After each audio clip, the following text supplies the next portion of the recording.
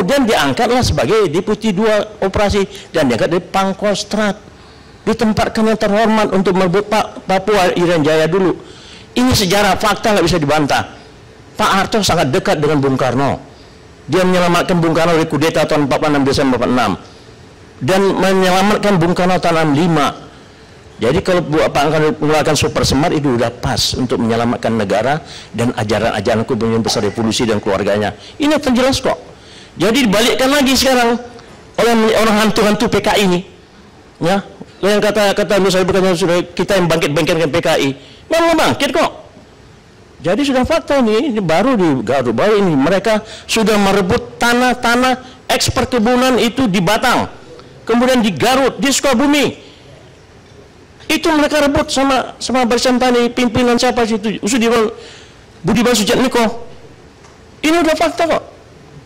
Dan sudah menjelek-jelekkan kita, sudah mau adu domba kita, sudah menuntut mereka tidak salah. 65 yang salah itu adalah NU, Muhammadiyah, jenderal-jenderal yang kami korban. Kita juga korban 48, 65 awal sebelum 65 dan awal 65 kita diserang, dibunuh, ditanam. Bongkar juga nanti yang ditanam di Sukabumi, di Banyuwangi, anak NU 62 orang. Bongkar juga kuburan orang Muhammadiyah dan apa yang di Solo dan termasuk di Kediri. Kan mereka yang memulai. Kau mulai dan kau mengakhiri. Kalau mereka sudah nggak ngerti juga, Nur Subadi kata Sungkana menghadap antu-antu yang membela PKI, katanya ini tentara sudah mulai komunis babi ketakutan. Undang-undang. Jadi kalian harus ngerti undang-undang ini. Ini kenyataan sudah mau. Kalau kalian juga nanti mau buat begini, ya terjadi konflik sosial. Kalian menyatakan diri tidak salah, hai orang-orang ex-PKI dan para pengikutnya adalah orang keblinger. Ini nanti akan terjadi lagi. Kita perang saudara di tengah jalan. Karena kalian semua bangkit-bangkitkan dan kami yang hantu. Ya, untuk kalian ketahui. Ini kenyataan. Jadi demikian dari saya.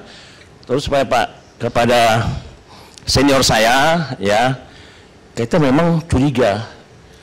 Baik sekali, Anda baik sekali. FSAB dibentuk. Tapi untuk rekonsiliasi DITI, PRRI, Permesta, komunisme dan termasuk para anak para panelis revolusi dipimpin oleh Anda bagus. Tapi ini dimanfaatkan kesempatan untuk eksis kembali oleh orang-orang mereka yang sudah keturunan mereka. Ini faktanya. Simposium juga dicuri mereka di dalam. Itu saya ada masih di Filipina, saya mendapat mendengar dan saya baca itu di YouTube acaranya itu. Wah, mereka bertiak-tiak itu di ruangnya di Arya Duta. Waduh, saya bilang udah bangkit lagi hantu ini, saya bilang. Ya, tapi saya sangat salut. Cuma sayang ini yang saat sekarang ini yang bisa eksis hanya Polri sama TNI. TNI punya tugas, memang tugas di samping tugas yang tidak sudah tugas pokoknya, memang presiden. Udah presiden sudah katakan selesaikan secara hukum. Nah, presiden kan sudah selesaikan secara hukum, sudah diselesaikan oleh TNI. TNI hanya bisa menyampaikan, melaporkan, sampaikan ke Polri. Polri proses. Kalau dianggap ini melanggar hak asasi manusia, terus yang kalian perbuat sekarang ini apa nggak melanggar hak asasi manusia? Lah itu, jadi itu Pak. Tapi sayang kita masih butuh Koter. Koter Babinsa itu terbentuknya ketika mulai terjadi PRRI Permesta, terbentuknya Pusat Teritorial dan Perlawanan Rakyat Kodam itu, kemudian sampai tingkat Korem, sampai tingkat Kodim, kemudian Pusat Urusan Perlawanan Rakyat, Peperangan dan Perlawanan Rakyat.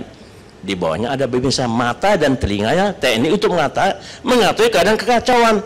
Ideologi, politik, ekonomi, sosial, budaya, pertahanan, geografi, demografi itu dipantau oleh tingkat Babinsa, lapor ke Kodim, lapor ke tingkat kecamatan, ya, ke Kodim, ke Korem, ke Kodam, dianalisis segala yang terjadi. Kejadian 65 inilah matanya, telinganya dari aparat keamanan. Oh, di situ ada terjadi pembantaian.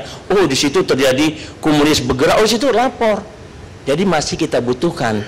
Jadi kalau pandangan kata senior saya yang terhormat, abang saya, pandangan menghapuskan Babinsa sampai tingkat Kodim hanya ada tingkat Korem, sudahlah, jangan kita pikirkan lagi. Biarkanlah mereka ini matanya, karena negara ini belum stabil. Kalau negara kita masih development country, bukan underdeveloped development country, belum stabilisasi country.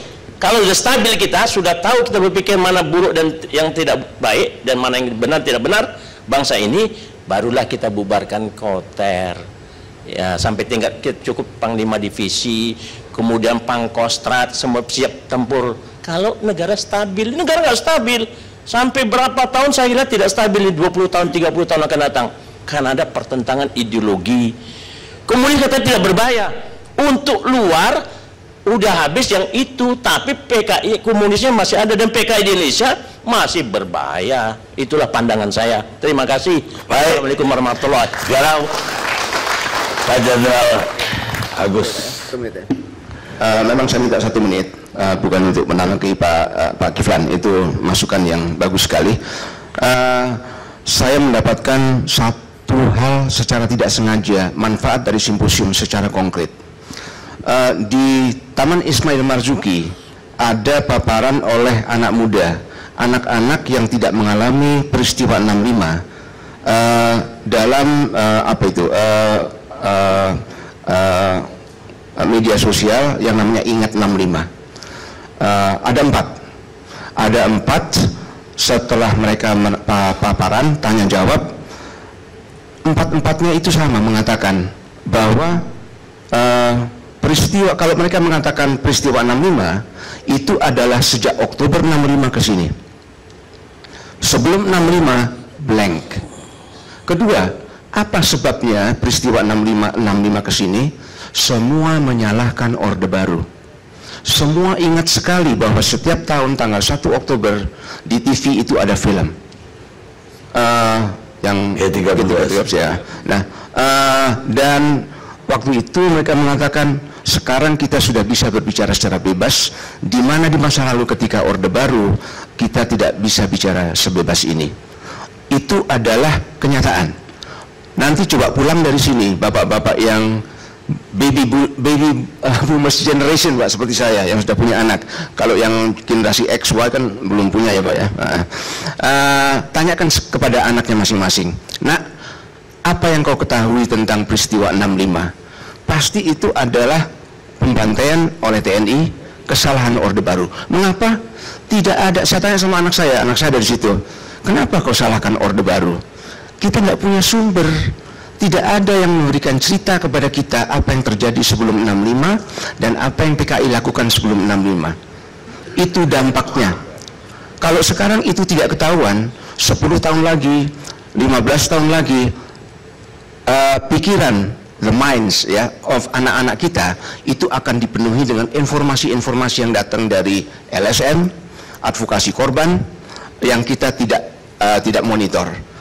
Jadi sekali lagi, karena juga dari sebelah kanan ini merasa karena sudah anak-anak baik merasa males, buat apa sih? Tanpa kita sadari informasi membanjir dari sebelah kiri. Silahkan cek dengan anak-anak kita nanti malam kalau sampai di rumah itu yang terjadi. Terima kasih, Pak. Baik.